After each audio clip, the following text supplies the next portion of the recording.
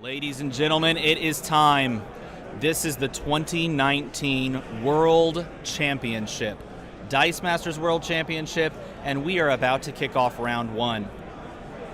What's up, everybody? How's it going? Look, it's just me right now. Ross stepped away for a minute. He's going to come back on. Once he gets here, we are going to kick off round one of the 2019 World Championship. You might be wondering, how many players showed up for this World Championship today? Yesterday, the very first event we had 28 players. That was a side event. That was the 10-10 side event. Following that, we had the Global Escalation format. That was a 23-player event. Well, today, we've got 38 players playing in this World Championship. Almost 40 players playing in the World Championship. That is insane. That is awesome. That's more than 2.5 times last year's World Championship numbers.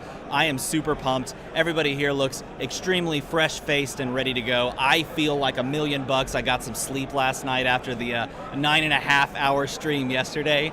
If you enjoyed the stream yesterday, leave a comment in the chat. Let us know how you think it went. I can't say it enough. This is amazing.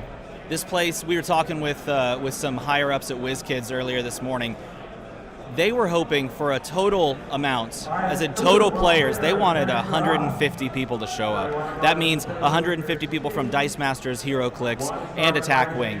They have 250 plus here at the event, and we're in this room, everyone's here, we're all hyped, everyone's getting started with their World Championships, and with almost 40 Dice Masters players, that is insane.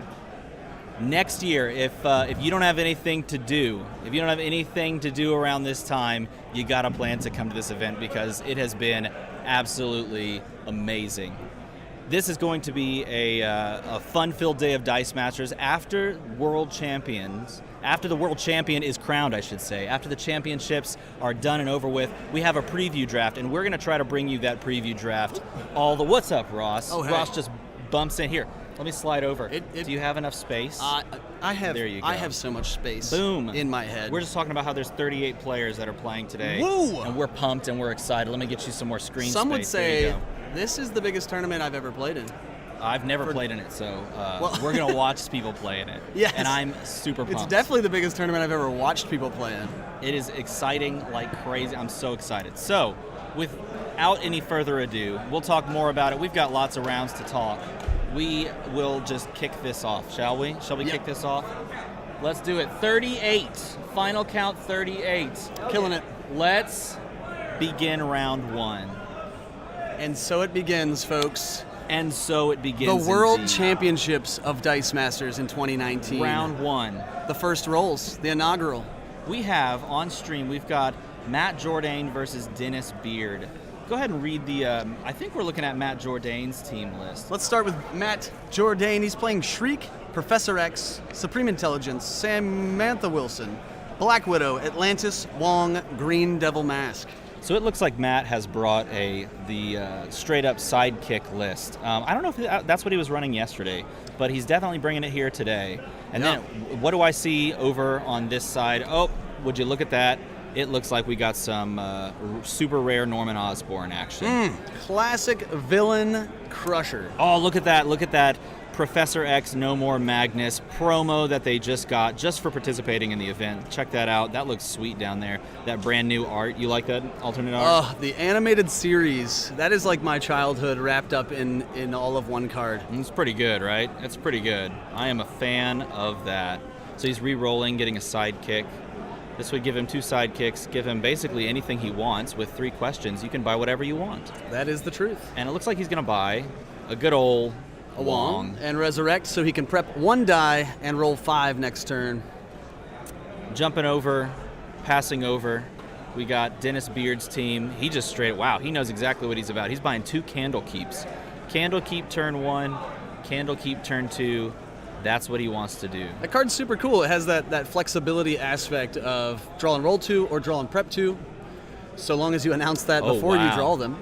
And this is the moment that we kind of saw last stream, or on the stream yesterday, where he was able to go crazy with Atlantis, fielding sidekicks, rolling stuff.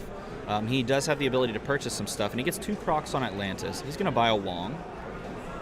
And I'd So- imagine that he'd be able to just go crazy. That Atlantis going to be used. Gonna field a He's gonna make a sidekick sidekick first yes. with Professor X.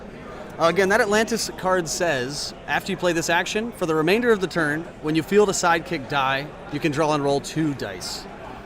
So he's drawing and rolling 2 dice. After that fielding, it's 2 energy. He's going to use that to buy a Black Widow. He's going to roll both of those up. Let's see, did he field a second sidekick for that trigger? Did you see him field the sidekick? I didn't see him push a sidekick Interesting. forward. So he needed to have pushed the sidekick forward. Now, I guess it probably won't end up mattering here because, say he pushes that sidekick, there's nothing There left we in the go. bag to field the last one anyway. So the proc doesn't really matter. I think he just realized that. I think that's why he was moving that way. That one's going to burn. Yep, no energy left to field that Wong, unfortunately, because with the Black Widow boost, so she gives +1 attack to Oof. everything that's in the field. Goodness so all of gracious. those sidekicks were 2, 2 4, ones. 6, 8, 10, 12 damage, dropping Dennis to 8. That's a yikes. Good lord. On turn 3, dropping him to 8. Those 2 candle keeps are going to need to do something to... Yeah, with to no help no him out. characters purchased yet over here on Dennis's side, it's going to be hard to to get back into it. I will say, potentially, Candlekeep will do it. So he can There it either is. prep 2 or he can draw and roll 2.